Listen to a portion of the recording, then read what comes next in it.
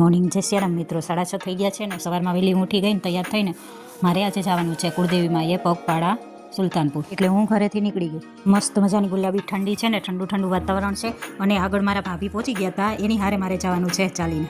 અમે ત્રણેય હાલવાનું ચાલુ કરી દીધું છે સ્પીડમાં, અને 10 થી 12 કિલોમીટર થાય એટલે થોડુંક સ્પીડમાં હાલવું પડશે. જો તડકો થોડોક નીકળી ગયો છે ને, તડકો લાગે છે. મસ્ત મજાની વાતાવરણની મોજ માણતા માણતા અમે જઈએ છીએ. મજા આવે એવા ઠંડા ઠંડા વાતાવરણમાં હાલવાની. પણ અહીંથી તો 2 રસ્તા જાય, એમાંથી એક સીધો જાય ને એક આડો રસ્તો જાય, પણ અહીંથી નજીક થાય માતાજીનું મંદિર. ત્યારબાદ રસ્તામાં દુકાન આવી એટલે અમે બધાએ નાસ્તો લઈ લીધો ને થોડી વાર ત્યાં બેઠા. નાસ્તો કરી લીધો, પાણી પી લીધો ને પાછા અમે નીકળી ગયા. રસ્તામાં સફેદ ફૂલ આવ્યા એટલે રેખા ભાભીએ ફૂલ તોડી લીધા. ત્યારબાદ આગળ વધ્યા હતા તો લાલ ફૂલ આવ્યા એટલે મેં લાલ ફૂલ તોડી લીધા. ત્યારબાદ આગળ વધ્યા ને ત્યાં તો આ કાદો આવ્યો, પછી માંડ કરીને અમે આગળ વધ્યા. આમ કરતાં અમે માતાજીએ સુલતાનપુર પહોંચી ગયા. જો અમે શ્રીફળ લઈ લીધા છે ને, હવે અમે જાય છીએ માતાજીએ દીવો અગરબત્તી કરીને શ્રીફળ વધારી લીધું ને પછી અમે ત્યાં પગે લાગી લીધું બધાએ.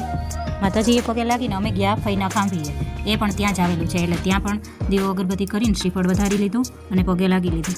ત્યારબાદ અમારા કુટુંબના ત્યાં શાંતિભાઈ રહે છે, ત્યાં અમે બધાએ ચા પાણી પીધા અને કાનુડાને થોડીક વાર રમાડ્યો. જો કેવો મસ્ત કાનુડો રમે છે.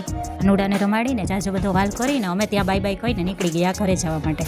થી અમને રિક્ષા મળી એટલે અમે રિક્ષામાં બેસી ગયા છીએ બધાએ. ફાઇનલી અમે માંગરોળ પહોંચી ગયા છીએ અને ઘરે પણ પહોંચી ગઈ છે. હું અહીં પહોંચ્યા હતા તો 11 વાગી ગયા હતા. તમને આ વિડીયો પસંદ આવ્યો હોય તો લાઈક, શેર, સબસ્ક્રાઈબ. પછી આવીને રસોઈ બનાવવાની હતી એટલે